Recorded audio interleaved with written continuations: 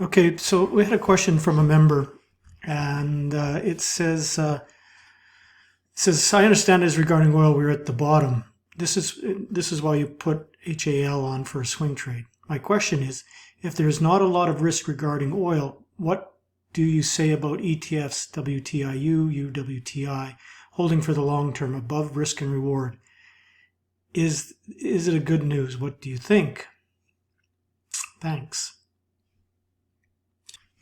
So this is a chart of oil. Let's change it to 3 months.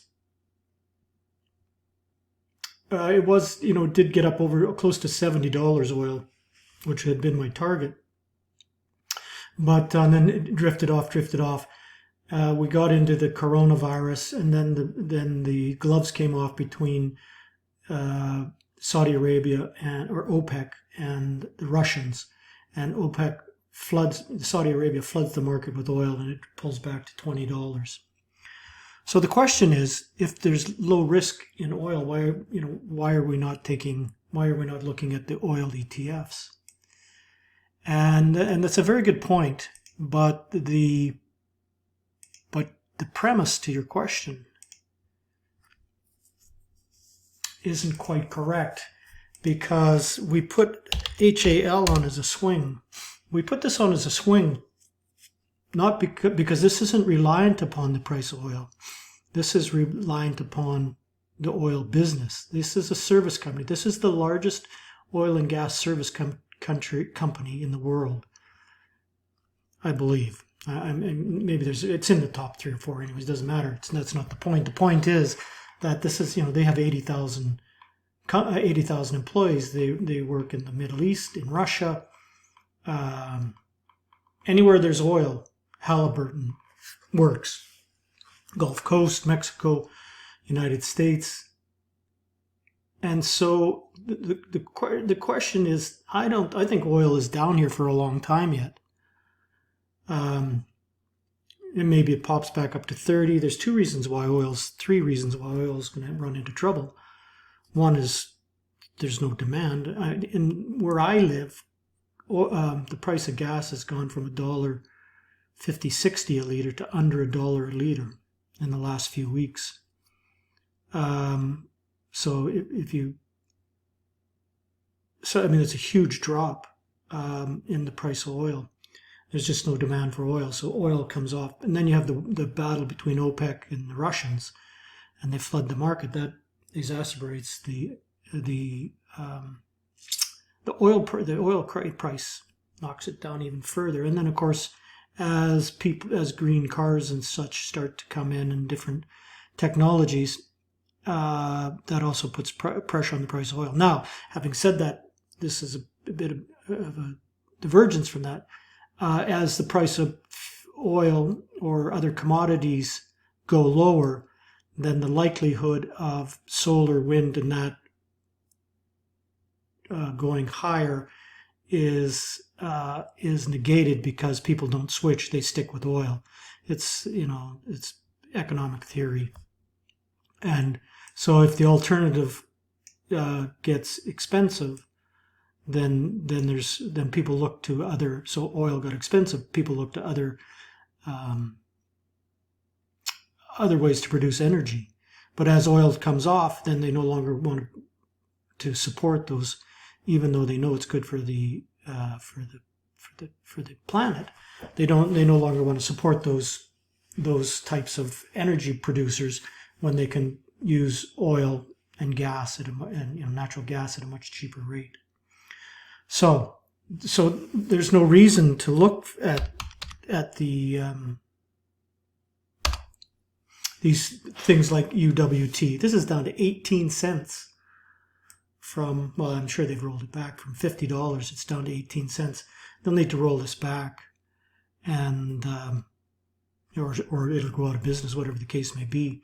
Any of these kind of ETFs, I'm not interested in those at the moment, not until oil bottoms and maybe starts to head the other way.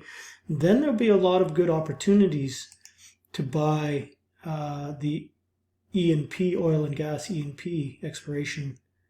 And I'm just trying to see I'm trying to find it.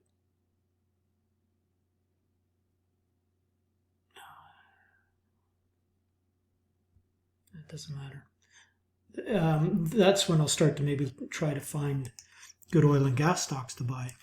But my feeling on HAL, the reason I put HAL on, is think of it this way. And I talked about the story about me buying sugar, a futures trade on sugar. It was 2 cents a share, or 2 cents a pound, and you get, I think it was 250 to 1 leverage. It might have been on sugar. It might even been higher.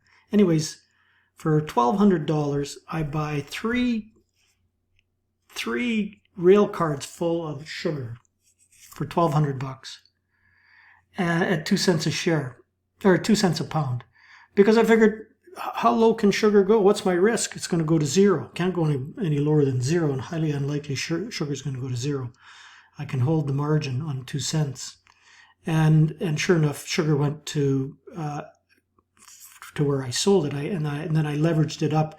Every time I got enough margin to double up, I added 2 or 3 more contracts.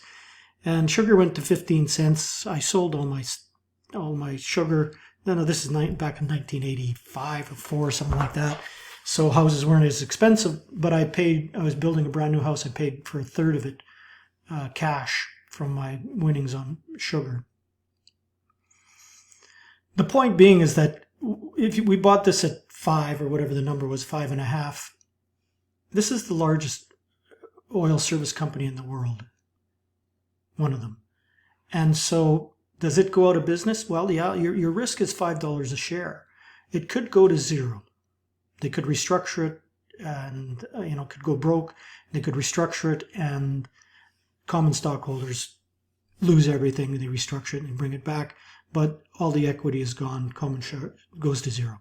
So let's say you buy 100 shares. So your risk is $500. But when oil starts to go back and the economy start to ramp up again, there's going to be a lot of companies that need the service of Halliburton because they're in this big decline. They're not doing any work, and that all needs to come back. And so it's pent up demand. It's like any other commodity, or when you're in a recession, which we will be, you'll see when the news comes out, and in a bear market. It's not that people don't want to buy stuff; they just don't have the money to buy it. And so, but when the things turn around and the 3 million people that lost their jobs last week get their jobs back, they'll have pent up demand. They'll want to buy cars. They'll want to buy dishwashers. They want to buy houses. They want to buy clothes. They want to buy everything because they haven't been able to buy it because they had no money. So they have pent up demand. Same thing is going to be happening with oil companies, the E&Ps. They'll need to redo their work, their wells, and who's the big player? HAL, and away they go. So so let's just say that your risk is. I think this is I don't think it'll go to zero, but let's say you bought 100 shares, $500, and this thing goes back to 30 or 50. So you turn, and you have 100 shares. You turn $500 into 20,000, 30,000, or sorry, 2,000, 3,000, 5,000. Is that right? Yeah, $5,000. So you make 10 times your money on it. Goes to you buy 100 shares at 5, goes to 10. You make you've doubled your money. So this is not the price of oil play. This is it in a sense it is, but we're not dependent on oil. People still need Halliburton's technology and engineering and work to continue and drill more or to maintain. And then when it ramps up, they'll be in high demand and away it goes. So this is the kind of deal we're looking for in this bear market. We're looking for companies that are trading at they've absolutely been decimated, yet have a strong opportunity to come back. And that's my reason for Halliburton. But that does not correlate into buying the oil ETFs or the E&Ps. if oil starts to go back up, we can start looking at the E&Ps. But until then, I'm going to just stick with the service. And the other one, just to touch on this, is the financials. This is financials we know have come off. This ETF has come off 85% at the bottom. We put it on the swing at 1850, now 24. Now this could come back, trade to 20, could trade back to 16 or so. I mean, we'll add to our position if it does, but at least we're in it. Why? Because it's at such a deep discount, 85% off. I mean, tell me who doesn't like to go out and buy a new purse that's 85% off, or a pair of shoes, for those of you that don't cross-dress.